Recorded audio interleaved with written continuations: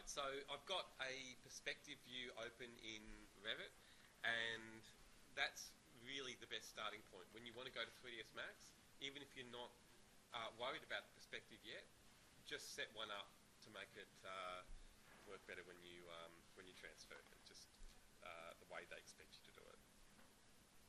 And any 3D view will work, but perspective views tend to work the best. So here I've got the shadows turned on as well. And I'll just show you, I've done a little bit of setup with the render there, the render setup. Well, I'm just going to check it anyway and make sure there's not anything too complicated, because this all will come across into 3ds Max. So the render setting there, draft, the scheme, I'll actually put that on interior sun only, and then everything else I'll leave. So I'll close this now, and then I'll turn shadows off, just so that it's using a bit less memory, but it doesn't hurt to check the shadows to see where the sun is, which direction the sun's pointing, because all those things are going to come across into Max. And so now I'll go into, so I'm going to check one last thing in sun settings. I'm going to make sure it's on still, not on in session. So it's using the date and time I've set. Turn off the ground plane. Turn the shadows back on, and now I can go back to sun settings and change the time.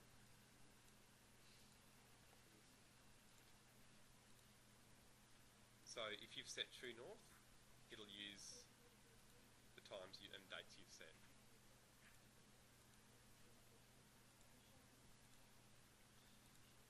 Okay, so I've got the view settings that I want. Turn the shadows back off, and now I'll save the file, and then under the main menu, Suite Workflows, 3ds Max Interior Rendering. So here you just need to click Run, and it'll launch the wizard. So again, you can just accept the default settings on the next dialog, and it will start 3ds Max for you.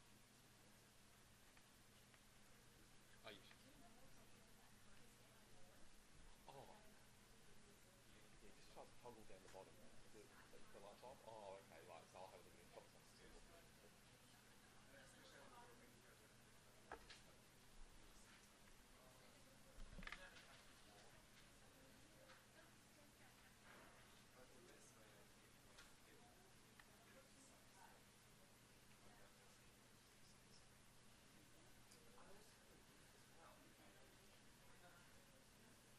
Oh, yeah, shows beauty. So,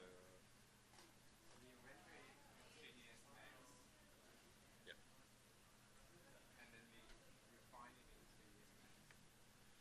You can do virtually anything, but it's mainly for rendering that people use it, and you know, lighting and things you can't do in Revit. But then the here we go. So you may get an error like this. That's okay.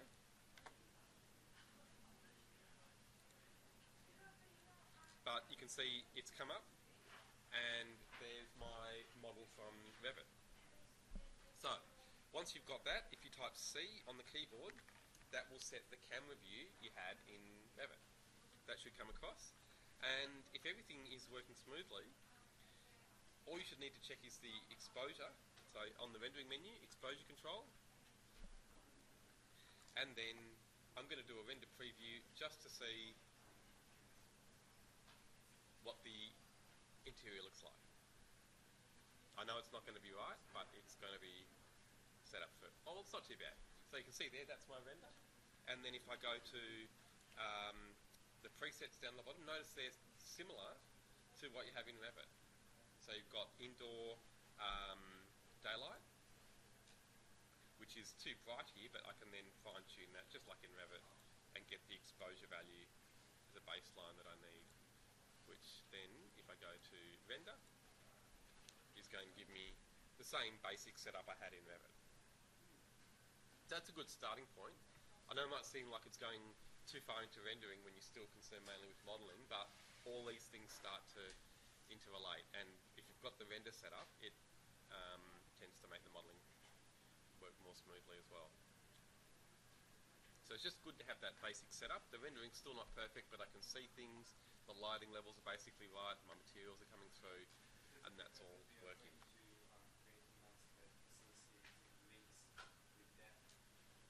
So now I'm going to do modelling, and I want to just basically be able to see what I'm modelling.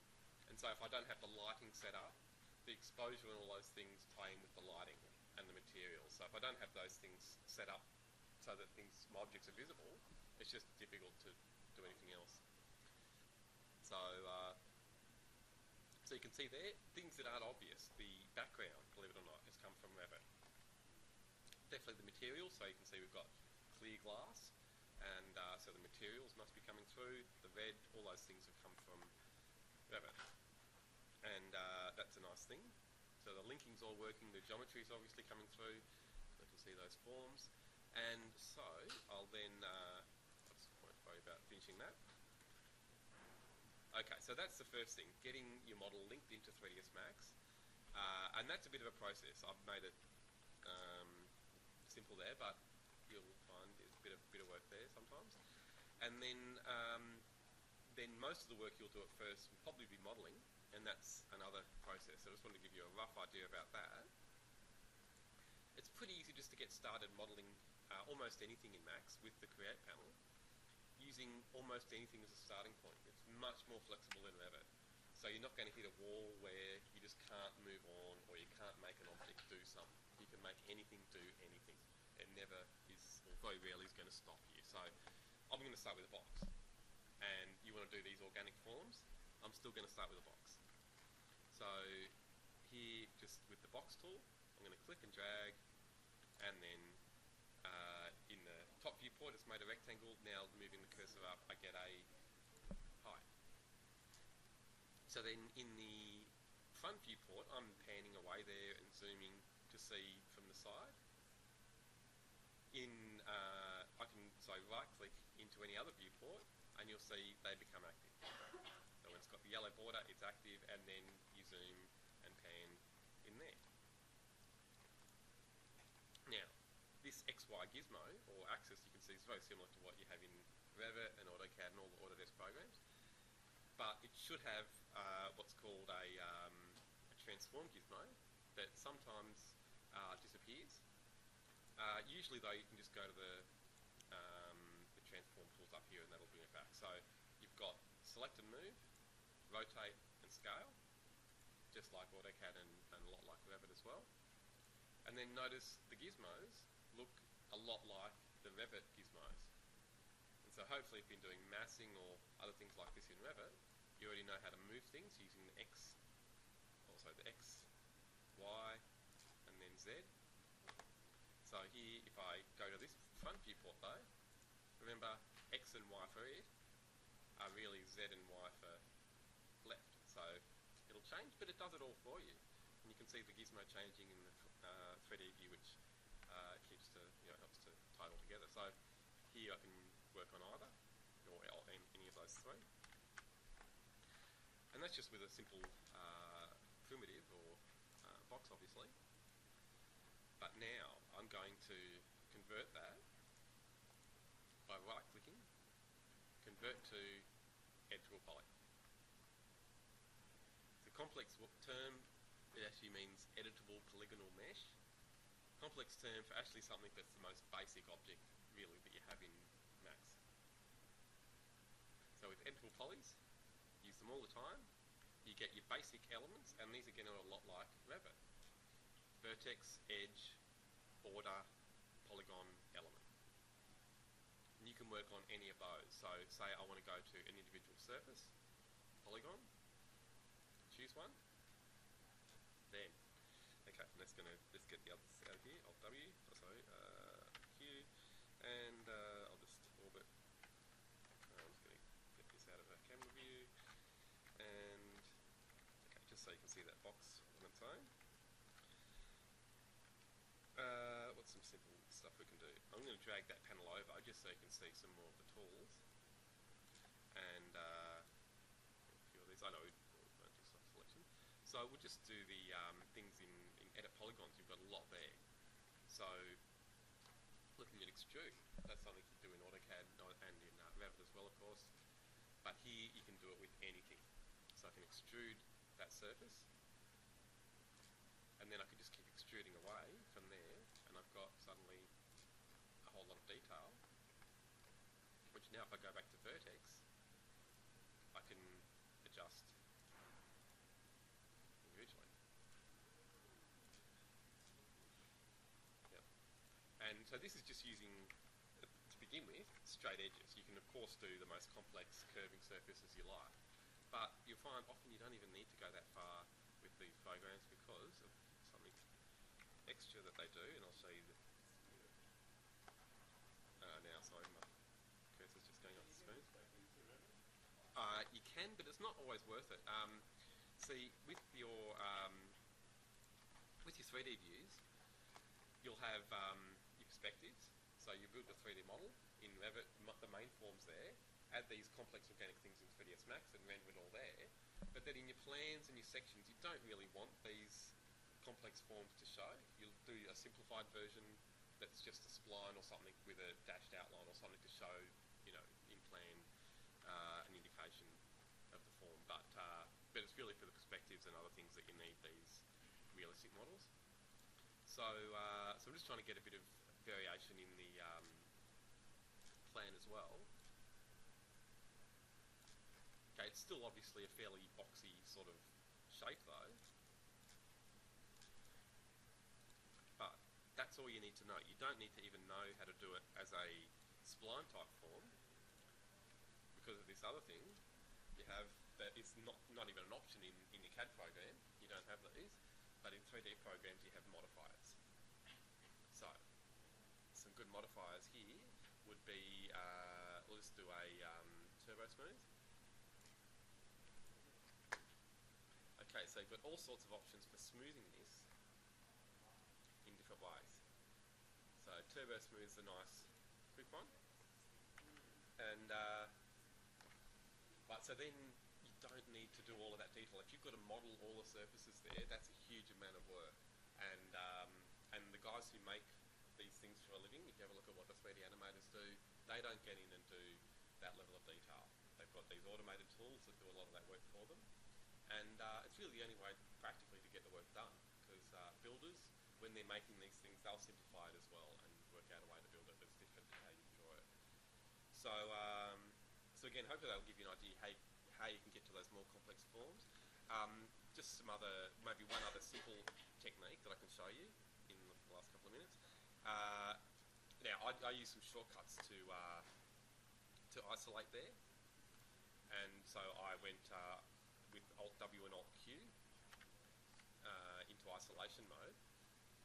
Probably if you right click, that's a good way of either isolating, or in this case I want end isolate. That's just to bring my objects back. And then, oh yeah, in the shortcut I used Alt W, just maximizes and minimizes the viewport. And then, oh yeah, so if I draw a spline, so on the create panel here, you've got all your 3D forms, your primitive geometry. Next to that, you've got shapes. And then you can draw lines. I wouldn't even worry about the other tools at first, just stick with the line tool at first. It can do amazing things. And I'm going to just change one option here. I've got corner for the initial type. I'll leave that, but I'm going to change the drag type from corner to smooth. And then I'm going to click and drag. So the drag sets the smooth. Yep, this is exactly those ribbon type things. This is exactly how you do it. Yep. So, okay, so smooth, smooth, smooth, each time I drag. Now, this is like the fit splines you have in Revit. But unlike Revit, they work all the time. The fit splines in Revit, I don't bother with them anymore, to be honest. They work in the end if you play around for a couple of days, but it's not worth it. So these can go up, down, any direction you like. Any spline, any curve in Max can be a true 3D shape. Right. Just like in real life. Because they're not limited by how you build it. See, Revit, it's set up that way deliberately because it's a building package. You know, and they want you to know how to describe it to the construction people. So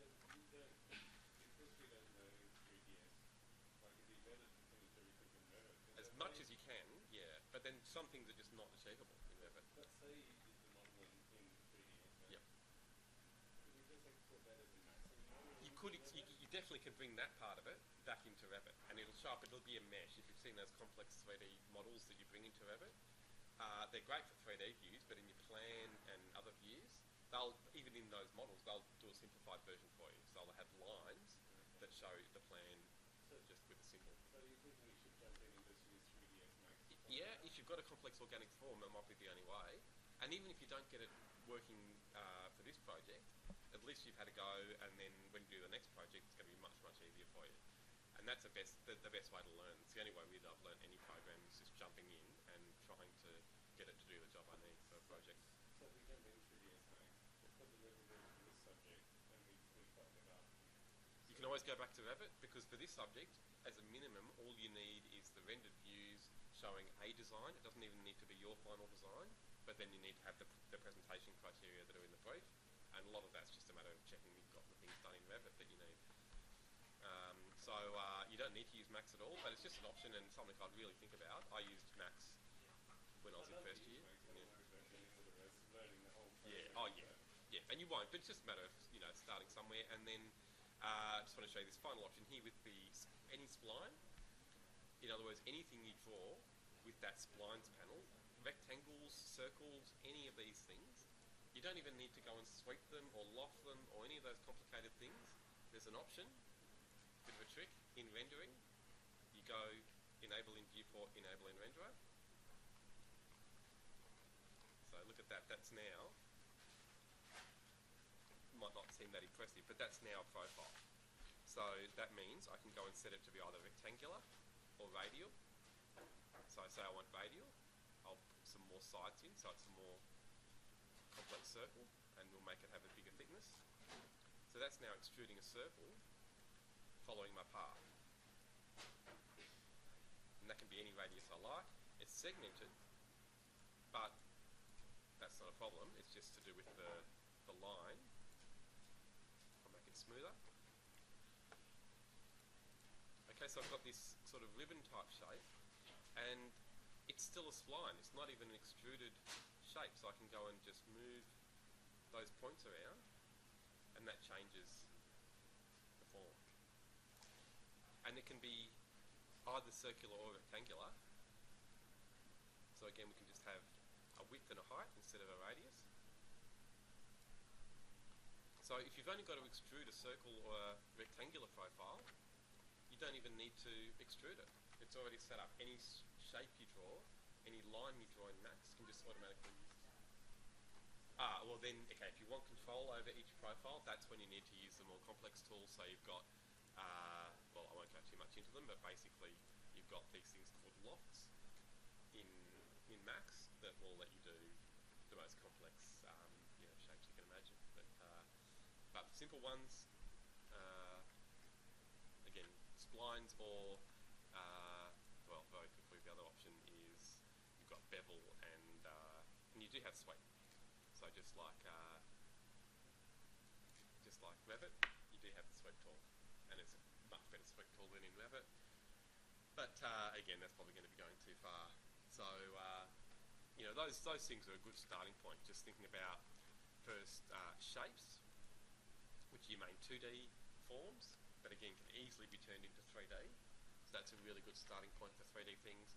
Then also just with geometry, back to the standard primitives, think about how you can use those different basic 3D forms and box, sphere, cylinder, forget teapot, they're good but not for this, cone and pyramid, and then even wedge would be the other main one. Those are the primitive geometric forms for a reason.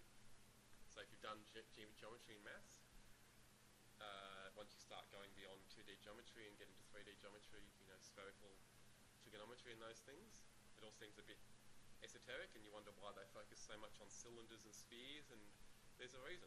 It's because those are the basic forms in design and in geometry and in nature.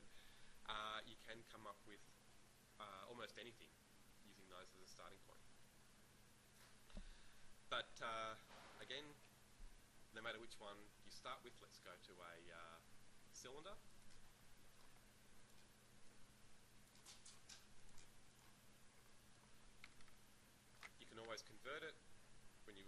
convert to editable poly, and get to those really basic elements: vertex, edge, polygon, which is similar to what you have in Revit. And at the end of the day, you can make almost anything in Revit with those basic surfaces, but it can be just a huge, huge amount of work.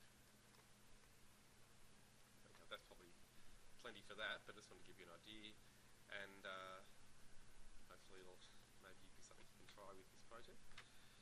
And if you missed at the beginning the setup for the camera that I was rendering, I didn't include any steps for that, so if you're trying that, C to set the camera view again, just C on the keyboard, and then the render button in Max is the teapot, just like in Revit, and then you'll get something actually that looks like this.